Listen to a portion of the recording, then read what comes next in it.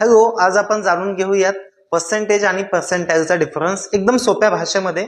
आपण असं मानूयात की जेई मेन्सची एक्झाम जो 300 मार्क्सची असते याच्यामध्ये नंबर ऑफ अपियर्ड स्टुडंट एखाद्या शिफ्टमध्ये 1,00,000 स्टुडंट आहेत आणि एखाद्या विद्यार्थ्याला या 300 मार्क्स पैकी 135 मार्क्स भेटलेले आहेत आउट ऑफ 300 आणि त्याची जी रँक आहे ही 4,430 आहेत असं आपण सपोज करतोय.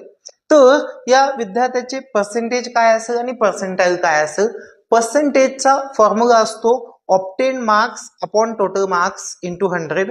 तर याला 135 मार्क्स भेटलेले आहेत out of 300. So 135 upon 300 into 100, तर त्याचे पर्सेंटेज होईल 45%. पण या विद्यार्थ्याची रँक 4,430 आहे. याचा अर्थ याने किती विद्यार्थ्यांना मागे टाकलं आहे. The number of student below its marks divided by number of appeared student into 100.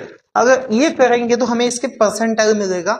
अगर इसकी रैंक 4,430 है तो इसने 95,570 विद्यार्थ्यांना त्याने मागे टाकलेलं आहे आणि divided by total appeared student 1,00,000 into 100, तर त्याचं पर्सेंटाइल येतं 95.5%.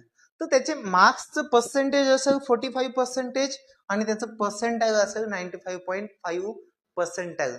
पर्सेंटेज त्याचे इंडिव्हिज्युअल मार्क्स शो करतं आणि पर्सेंटाईल त्याचं रँक दाखवतं.